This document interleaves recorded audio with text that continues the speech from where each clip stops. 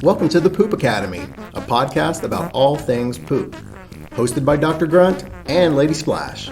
This podcast is not intended to be medical advice. If you or any other person has a medical concern, consult with a healthcare professional immediately. Never disregard professional medical advice or delay in seeking it because of something you have heard in this podcast. If you have a medical emergency, call 911 immediately.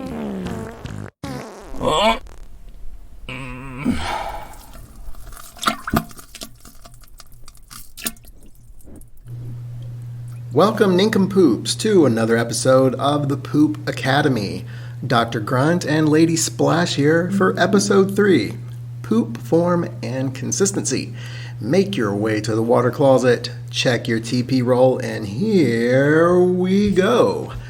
Hey, Miss Lady Splash, how you doing? Swimmingly, ready to torpedo into terrific toilet talk. That is some nice alliteration going on. All right, so let me ask you a question about toilet talk. Yeah. After you drop the Cleveland Browns off at the Super Bowl, do you take a glance at your creation? Always. It's like a car accident. I can't look away. Can't look away. Car No. accident. Yeah. You sound like a poop stalker. Yeah. I might be. You might be. All right. That's actually really good. We all should be looking at our poop to make sure that it's all good. What are you typically looking for? What would catch your eye?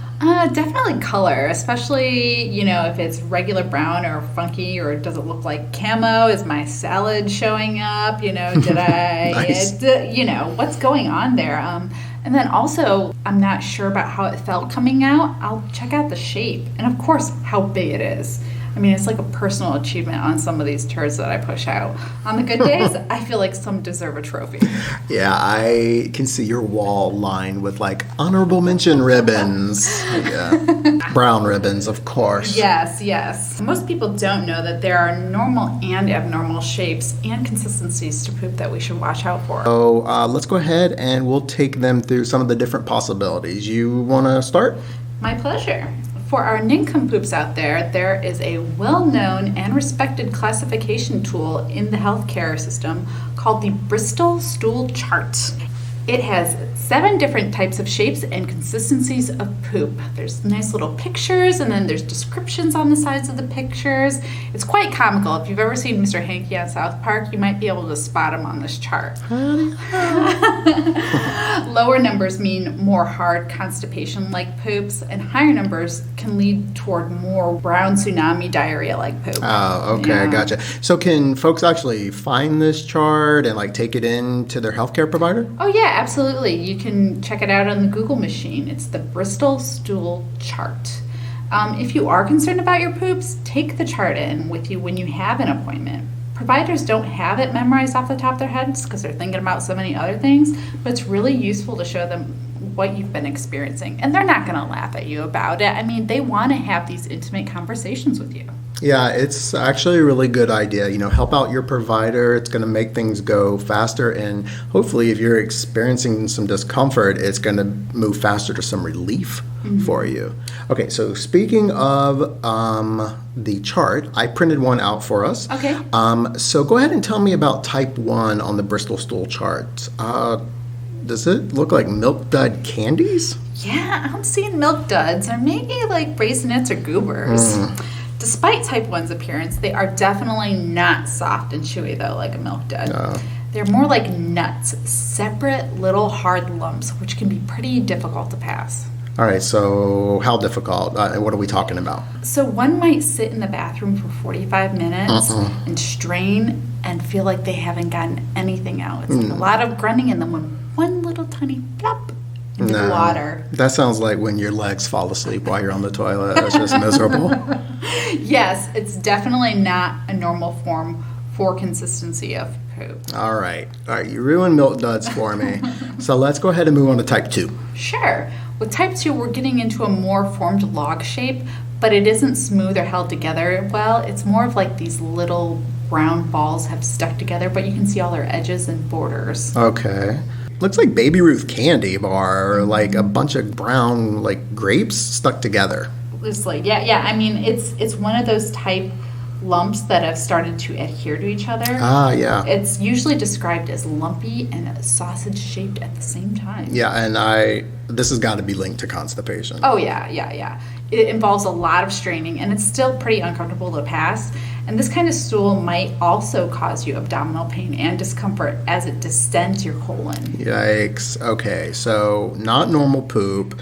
How often would you say people have these types 1 and 2?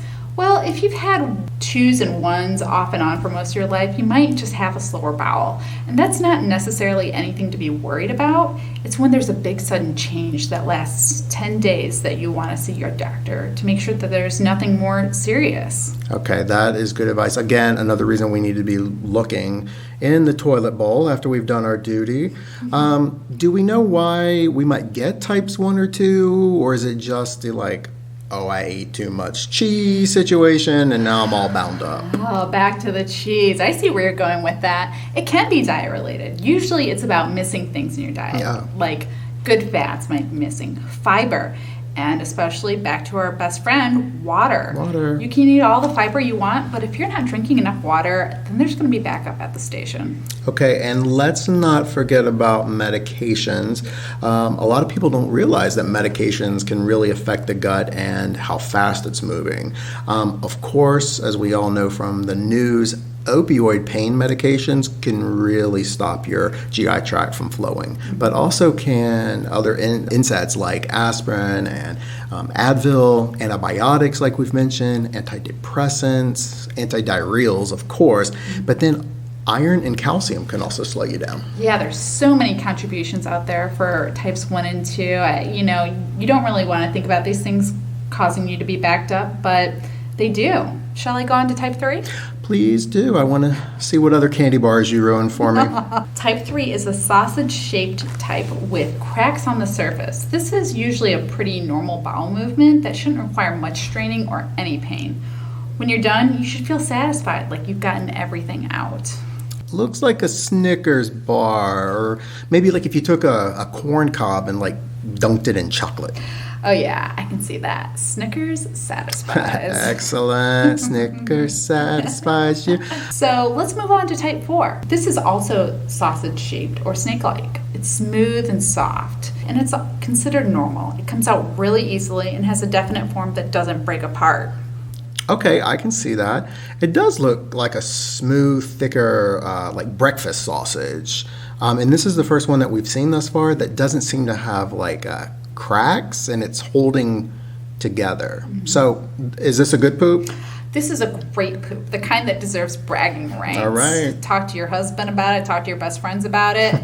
Minimal strain, minimal pain, minimal toilet paper. All right, so if this is award-winning poop, how can we get more of these? Oh, you've got high aspirations. Mm-hmm. So a lot of 2019-2020 self-care and pampering.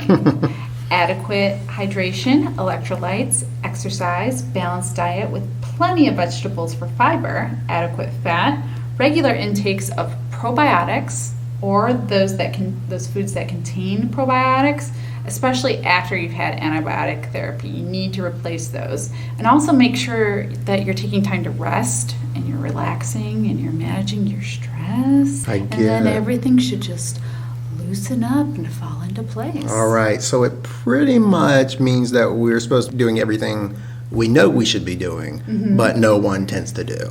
Exactly. Treat yourself to a good poop. Well, I feel like we've hit the pinnacle of poop, and we're about to slide down the other side of the toilet bowl to diarrhea. You are such a smart guy. Type 5. And these are soft blobs with clear-cut edges. They're easy to pass. And they might start out log-shaped, but in the middle, pieces or clumps fall apart easily, and it doesn't involve any straining. Okay, I see what you've described there. It seems like they are barely held together. I'm not really seeing a candy type here for our listeners. No, there's no candy, but some people say it reminds them of chicken nuggets. Just nuggets coming out of your butt. Oh, no. Oh, my God, I can see it now. Didn't think you'd like that. No, chicken nuggets are my life, and now you've ruined it. Okay, but just kidding. I could totally eat chicken nuggets right now. So are there any issues with this type 5? Well, these are okay, but you don't want to have them frequently for a long period of time. Okay, check with provider. Yep, this warrants a chat with your provider. 2 more to go. Type 6. All right, so type 6, second to the last ones. These are the fluffy pieces with the ragged edges. They look feathery and they're mushy. It makes me think of pudding or mud since there's no real form to them. Pudding. Yeah, okay, I can see that.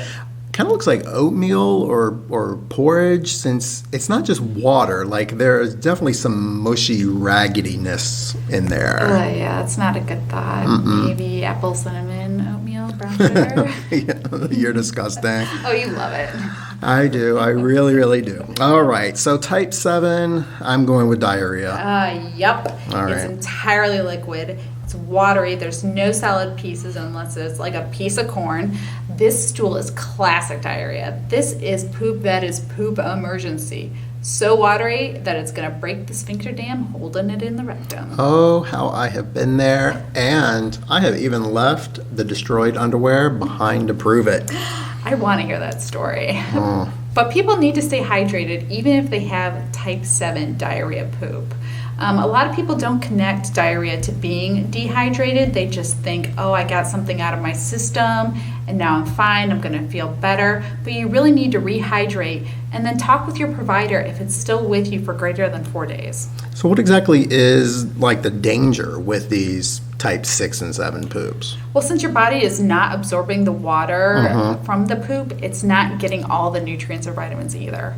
It might also signal an infection or allergy or a new disease process like irritable bowel disease. Yeah, that's a really good thing to note. Let's not forget, too, as we mentioned in previous episodes, that those antibiotics, of course, can be a culprit. So if you start antibiotics, don't be super surprised if you have loose poops once you start. Yeah, that's great to mention. So, take-home message, everyone should look at their poop. Don't be embarrassed. It's your art form that you've created. It's once in a lifetime. I don't think any two poops are the same. It tells us about what's going on in the body. Yeah, absolutely. Yeah. All right, so I am now craving chicken nuggets and a Snickers. Healthy. So let's wrap this up. Information never stinks so good. What's episode number 4 going to cover?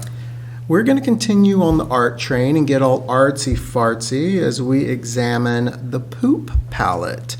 We'll be discussing poop and its many colors and what they mean. Crayola, here we come. All right, until next time, nincompoops, we'll wash your hands and join us again on the Poop Academy. Smell you later.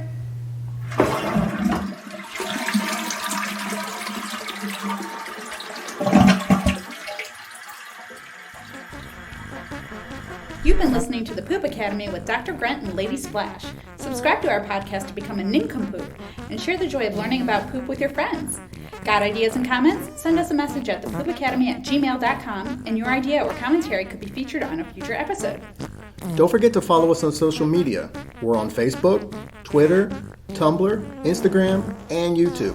Just search for The Poop Academy. And don't forget to leave a rating and review to get the podcast in front of more eyes. It's very appreciated. Thanks to Kevin MacLeod and Mike Kooning for music and sound effects available at Creative Commons.